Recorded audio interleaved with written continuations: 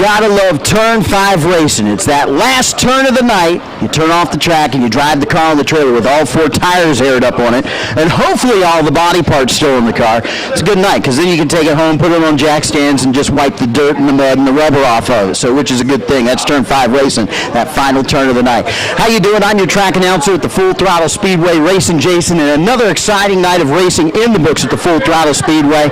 And our first customer tonight on turn 5 racing, hanging out down at the turn 5 bar, well, it's the Royalties driver, the number 81, Anthony Campy, who has now become the 2-in-a-row winner for the Turner Tree Landscaping Super Late Models. And the big red machine, Anthony, looks like it's going to be the one to beat out here at the Full Throttle Speedway right now, because you guys got it figured out as far as I'm concerned.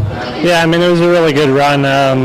Came back with the same setup we won with the previous race, and it was way off, and we were here till about 10 o'clock last night, tuning it all up. Got it pretty good today, and the rain held off, and qualified on the pole, drew a 1, and had a nice smooth race.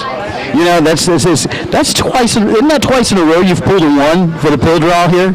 Yeah, I mean, that never happens. I'll probably see 7 or 8 for the rest of the year, but I'll take it. And it was a good run. Just hit my marks and got about 10 car length lead. And then my spotter would tell me what second was running for times, and I would just try to back that up and match it so he couldn't gain. And it was a good run. You got a big team out here with the Royalties crew that come out here and race with us at the Full Throttle Speedway. Who are some of the folks that help you out behind the scenes? I mean, your spotter and everybody else that's out here. Yeah, I mean, we got a great group of guys, just forming with, how everything's coming together this season. But, Ray Warner, my dad, Keith Lilly, Rick Bellin, Jimmy Glover, just, a great group of people that, going through the rhythm and figuring things out and making it really easy on me. That's nice when you got that kind of support behind you. And speaking of support, I've mentioned Royalties a couple times already. They've been with you for quite a while now, haven't they? Yeah, I mean, that's my dad's family business, and, he supports this whole thing and makes everything happen, and just trusts in me to put it all together on a race weekend. But, this weekend we had Crash Claims RS with James Carter Law Attorney, Waterside Realty, Campy Co. Custom Carts, and Total Pipeline also on board.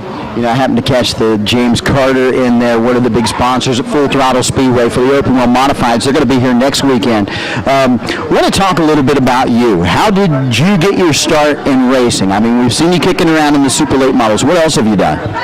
I mean, we started out in go-karts and, moved up to Legends cars, and then the Pro trucks, which also run out here, and just slowly progressed, baby steps up through the ranks. But, my grandparents, raced, uncles, my dad. So, when I was 3.5 or 4, it's just sort of what I was going to do, and that's just what I've been doing every 2 weeks since. Since you'll be able to hang on to a steering wheel then, right? Yeah, I mean, that's been good. It's a big part of my life, and I love doing it. You mentioned that racing's been in the family for years, and you're following in the family's footsteps. Where did they start? Are you folks from Florida, or did you implant from somewhere else? I mean, the roots were from, up in New York, Freeport Speedway, and some other various tracks. And then, when my dad started racing, it was down in Florida. And we've been in Sarasota since I've been born for 22 years. So we've lingered around here and hit, 7 or 8 tracks in Florida. That's kind of neat having those racing roots coming from the Northeast. I mean, there's a lot of drivers coming out of the Northeast that have made it all the way up into the NASCAR series. I mean, that's kind of some big shoes to follow there, even with your family being out of the Northeast. Yeah, I mean, it's really fun, Speed Weeks over in New Smyrna. You walk around, people see the Campy name, and people will come up to me and be like, "Oh, are you the same Campys from New York?" And I'm like, yeah, it's just cool to catch up with, some of the heritage that you never really got to see. That's pretty cool. One of the things I like to ask, because I've never had you on Turn 5 or any of my shows yet, one of the things I love asking drivers is their favorite racing moment and in their life, whatever it was. I had somebody that said it was enduro cars, which are a blast too. But what is your fondest racing moment from all the years you've been behind the wheel? Our biggest, not our biggest race, but the biggest memory is back when we used to run Pro trucks at Punta Gorda, and I ran the Fast Kids class.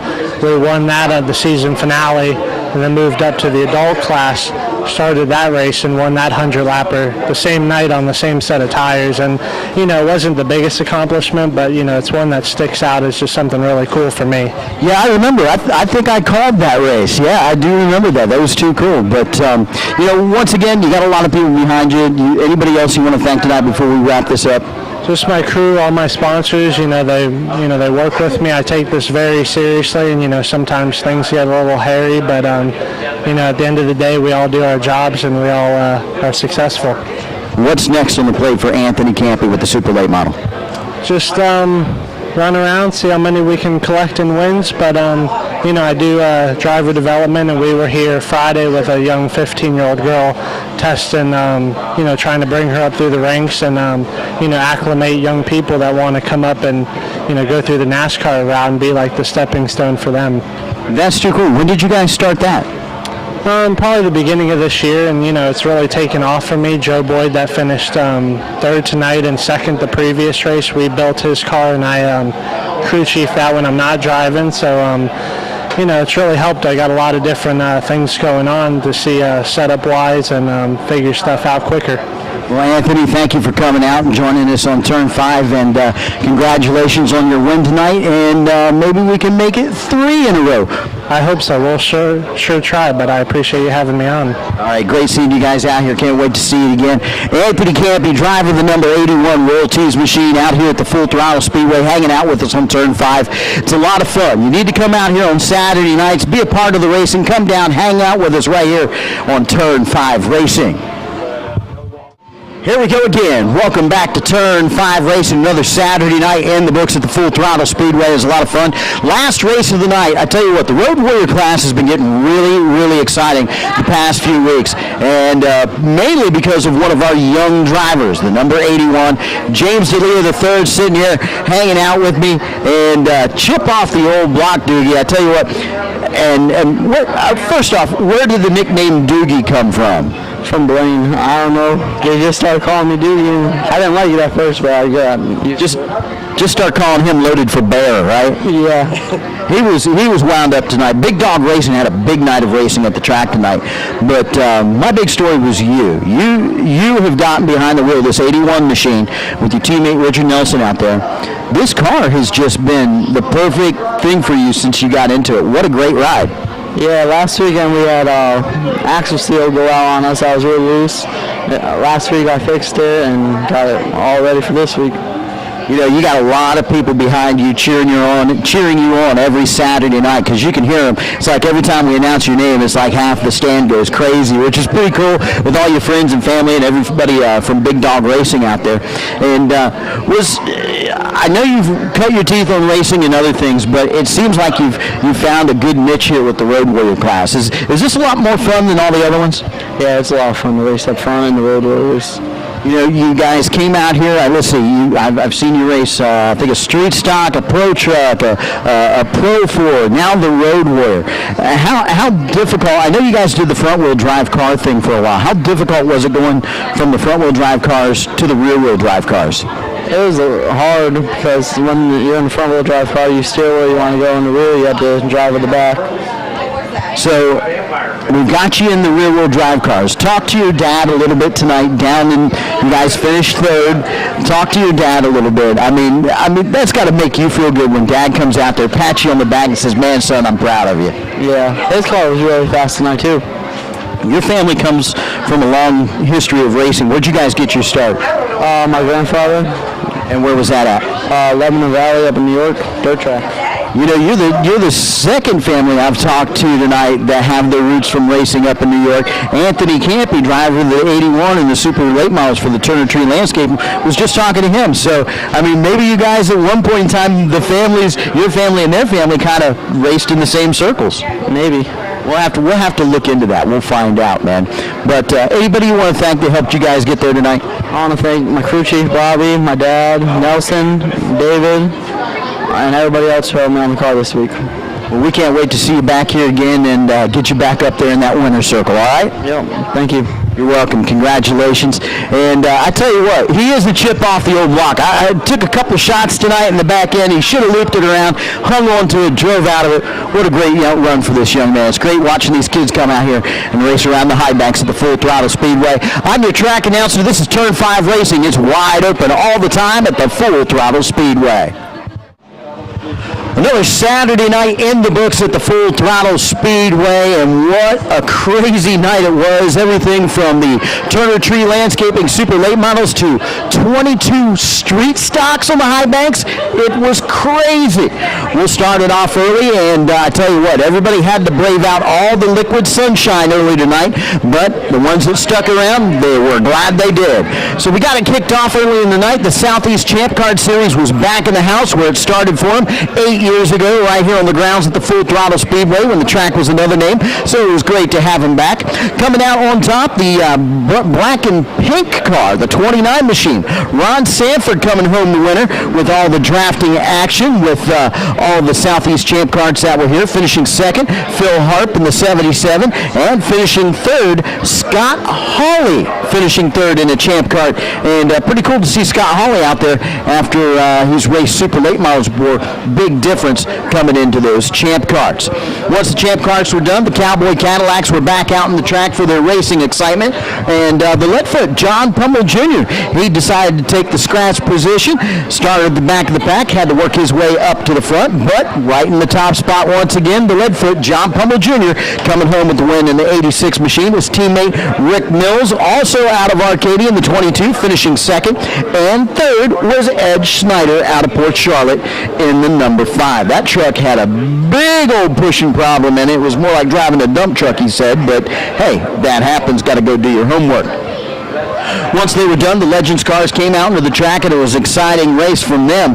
And once they dropped the green flag, the 29 machine, Joey Azeta, wait a minute, I said that wrong, and they're going to get me for it, but they'll have to remind me next time. But Joey Azeta out of Boca Raton making the run. I'll tell you what, it was a great comeback for him last week. Got his car tore up over at the other track. They put it back together, came home with the win after starting midfield. Finishing second was Dakota Baggett out of Lakeland. He had to make a run from the back of the pack and came back up to finish second. I think a few more laps could have gotten a lot more interesting. And speaking of interesting, this driver, Darren Coker, the 00, finishing third out of Lakeland. Last time he was here, that car erupted into a ball of fire, and they got it fixed and back out on the track. Good finish for Darren Coker. The 22 street stocks were up next. It was pretty exciting seeing all those cars out in the track. And when the dust cleared, and yes, there was a lot of dust and a lot of tore up cars and body panels hanging off of them. Some of them I don't even think had any body panels left. And coming out on top, the 3X, Dwayne Best out of Mayaca City getting the job done in the 3 machine. Finishing second, talking about not having any body parts left in the car. The number 7, Blaine Bear out of Port Charlotte, finishing second. No bumper on the front of the car, had it knocked off during the red flag, put a brand new radiator in the car, had to start at the back of the field, came back out, finished second. Great run for him and the Big Dog crew. And finishing third, the 91, another Punta Gorda, man out of my way, Kay Jackson. Chalk one up for the old guys there, Kay. Great run for him in the number 91 machine, and an old car too, which was pretty cool. 75 laps of green flag racing action with the Super Late Models. The Turner Tree and Landscaping Super Late Models were in the house. And the fast qualifier tonight was the 81 of Anthony Campy, and he proved once again, making it 2 in a row, that he is fast and knows how to get around this high bank track here in Manatee County. So Anthony Campy coming home the winner, finishing second. Daryl Shellnut out of Lake City. Great to see him back out of the track, and pretty impressive move, making the passes on the high side, finally getting around the number 5 machine of Joe Boyd out of Riverview, who finished third. Great to see Joe back out of the track. And it's funny, that guy right there, always a smile on his face, even when he finishes third. Last race of the night, coming out on top, it was the Nokomis Connection back in the winner's circle. It had been a long time. Chris Scott taking the win, finishing second. Richard Nelson out of Port Charlotte in the 80, and his young teammate finishing third, the number 81, James DeLeo III, Tricycle Jr., coming home with that third place finish. finish. Chip off the old block right there. Always great seeing everybody out at the Full Throttle Speedway. Can't wait to do it next Saturday night. You don't want to miss the action. It's the James Carter Open Wheel Modified 75 laps of racing action, green flag racing action for the Open Wheel Modifieds for the second annual Jack Smith Memorial. Going to be a lot of fun. You need to be there. It's wide open every Saturday night at the Full Throttle Speedway.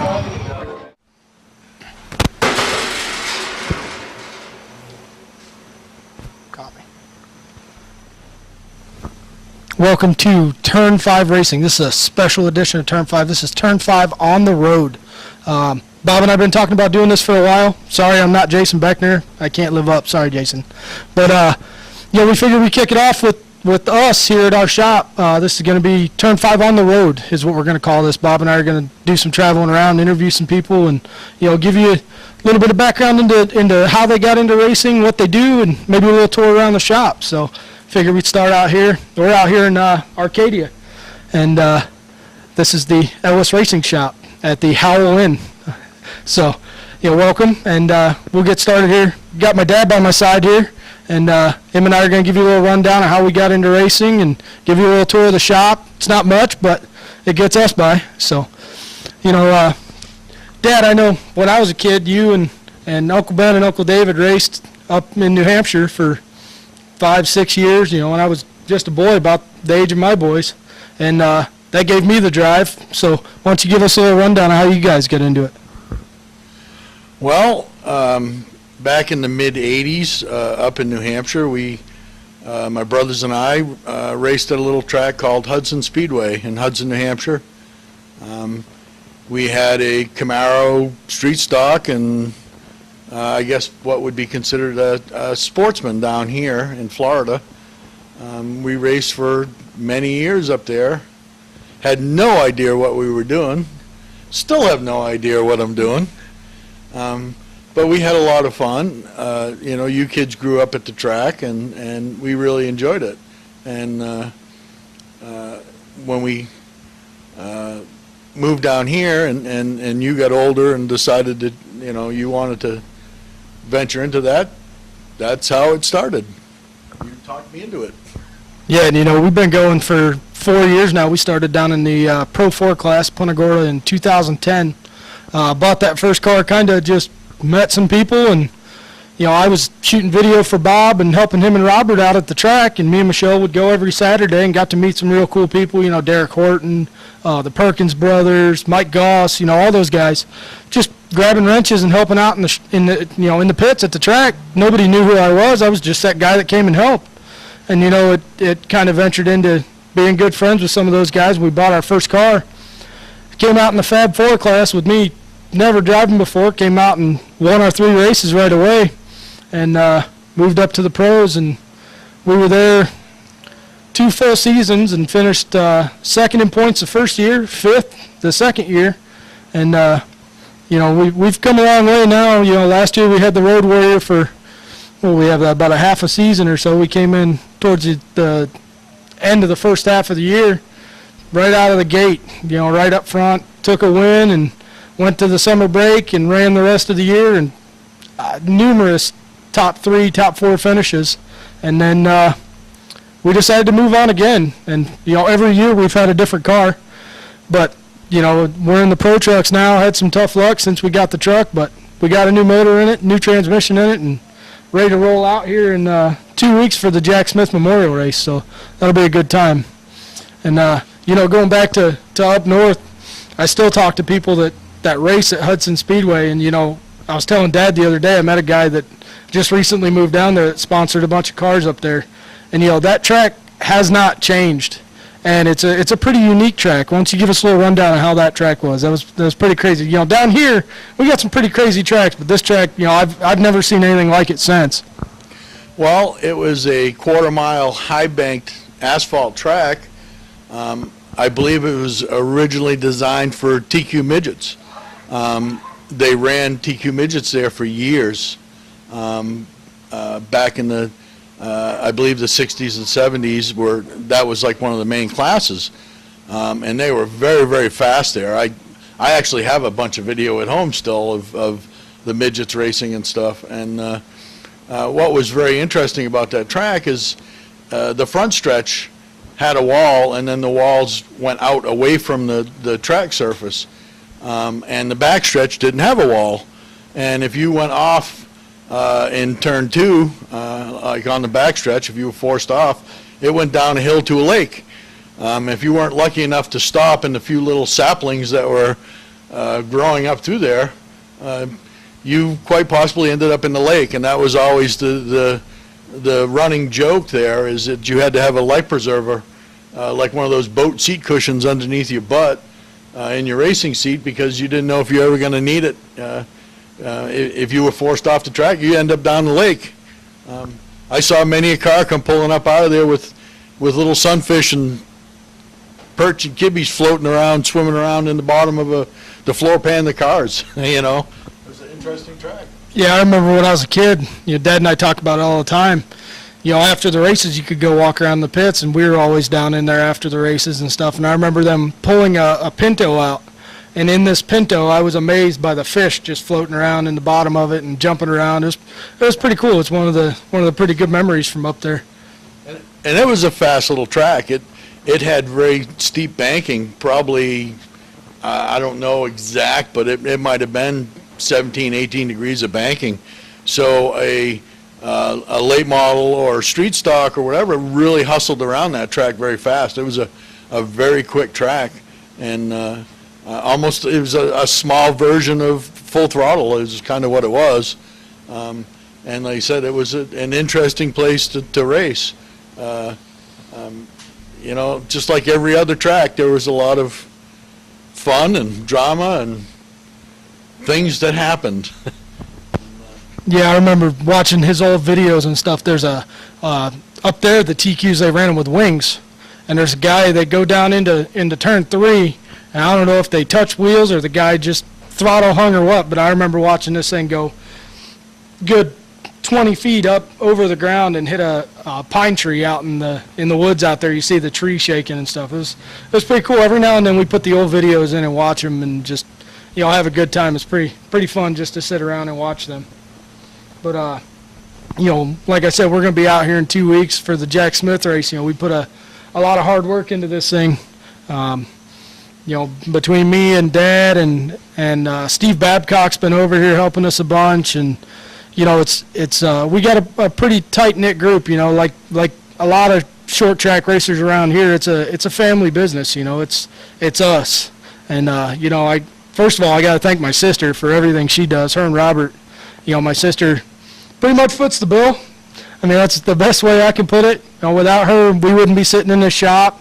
We wouldn't have a motor or tranny in this thing. We wouldn't have basically anything. So, got to thank her and Robert for that, and Dad for busting his butt on everything I've driven. Everything we've ever gotten into has been quick. So, that's a good thing. And the Bigley family, when we started racing in the Pro 4s, I was, as I think I've told Billy, I remember pulling into that track with our little beat-up Cavalier and seeing this, double stacker hauler sitting there with 4 cylinders coming out of it, and looked at that and went, wow. And at some point, it wasn't very long, we became friends with the Bigleys, and I can't say that, I have any better friends at the track than the Bigleys. Billy would do anything for us. He's helped us so much. Helped and set up on all our cars, any car that we've ever had. Always has been willing to give us insight on what we should do, give us parts, give us tools. I mean, that family is amazing, and we owe a lot to what we got and what we know and what we do to Billy Bigley and other friends. Jimbo DeLeo has helped us out unbelievably over the years. Like I said, there's been so many people at the track, Punta Gorda and or the old DeSoto that's helped us out, and that's the big part. That's for us, the hardcore racers, that are there every week. It's the people at the track. They become family, and I guess I've been told that I'm known for the fact that I carry so much junk in my trailer that people will go say, hey, go see Mr. Ellis, he probably has it, because I just carry so much junk with me to the track. And I'm willing to lend that, give it, let anybody use it that needs it. And that's the way most of the people are. And it's such a big, tight-knit family. And, that is one of the unbelievable parts that people that aren't involved that deeply in the sport don't realize just how tight-knit it is and how close it is. Yeah, talking about Billy, that's more than friends. That's like my uncle. I tell everybody all the time, Billy's my uncle, because my kids have grown up around him. That's Uncle Billy. Everything is go Billy. They're playing cars. Billy wins all the time. Billy wins. It can't be Daddy. It's got to be Billy. But it's like Dad said. It's the group of friends that make you want to keep going back to the track, make you want to race. We got into it for something for fun and joined a big family. It's cool to be in the camaraderie and hang out at the track, and whether we're there to watch, we're usually in the middle of something, no matter what. I go to a bunch of tracks and help Billy and the boys with the late models. They help us. It's a good time, and we've been working pretty hard here, but more than thanking my sister and everybody, I want to thank my wife, because she has put up with this for 4 years. And I'm not going to lie to you, last night she was out, or 2 nights ago, she was out here running the jack while we're putting the tranny in, And we got her in the Road Warrior last year, and I told her, if you're going to drive it, you're going to get your hands dirty. She wasn't opposed to it at all. Got out there, grabbed a wrench, started helping me get everything done, and, that's what it's about.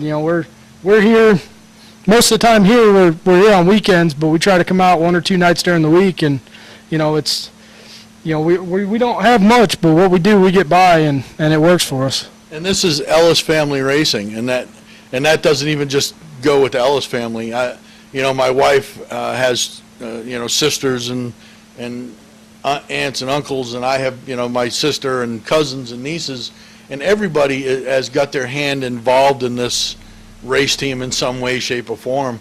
Where my sister-in-law has given us money for tires and sponsors for a weekend when we needed tires, and my niece and my sister work with, or my niece does with Philip on the decal business, and like I said, our whole family is involved, just like a lot of families. It's not just us and the 3 or 4 people in our direct family. It's our whole family. My brother comes and relatives come down from up north. They come to the track. Sometimes we drag so many people to the track on a weekend, it's unbelievable. The amount of people that'll be at the track that know us or are family of ours, and that's good. And another point is, 4 years ago or 5 years ago when we were getting into this, if you had said to me then how far we would go to the point that we now have a pro truck and a traveling Florida Pro Truck Series, I probably would have laughed at you and said, yeah, sure. But that's what happens to a lot of people. You get dragged into it, and you keep going, and it's just like any addicting drug. Next thing you know, you're in it, and in it, and in it, and in it some more. But that's the fun part of it. Yeah, a lot of racers will agree you just want to go faster. But, on that note, I want to thank all my sponsors. First of all, my sister, my wife, Robert, Dad, my mom, my aunt and uncle who help us out, Praise Automotive, Wild Designs, Q Auto and Injury Attorneys, Gulf Coast Auto Salvage, and anybody out there, we're always looking for more help.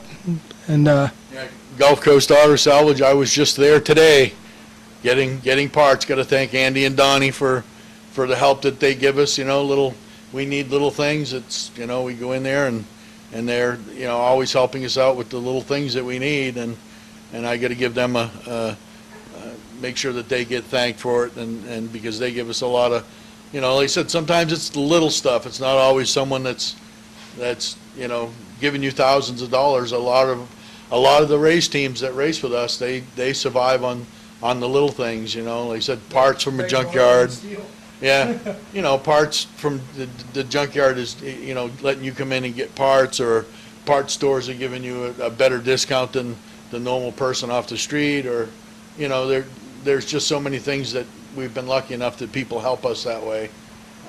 Yeah, and then Scott Motorsports, Tony Scott, Sam Scott, Dan, they helped us get a setup under this thing when we first started, so got to thank them. And then last but not least, the rest of my crew. We got Chris Bridges, my spotter, Steve Babcock's with us at damn near every race. Dan Swiller comes and helps us out, and anybody that comes and helps out, we appreciate it. Every little bit helps, But on that note, we'll wrap up this edition of Turn 5 on the Road. I want to thank Bob for coming out and doing this, and thanks for sitting down with me, Pop. And we'll see you guys here pretty quick. See ya. Yo, this is our original motor from our Pro truck, and this is what happens when things go wrong. Just it's part of racing. That's part of the brakes, And we got the new one in, and we'll be back here pretty quick. See, been talking about our motor we blew. This here's our new ZZ4 crate. We just dropped in here this week, and just putting the final touches on it, getting everything wired up, and we'll be ready for the Jack Smith Memorial here in 2 weeks. So, a lot of hard work's gone into this thing in the last, we put probably a good 5-6 hours into it now, and we're maybe halfway there, so we'll be there pretty quick.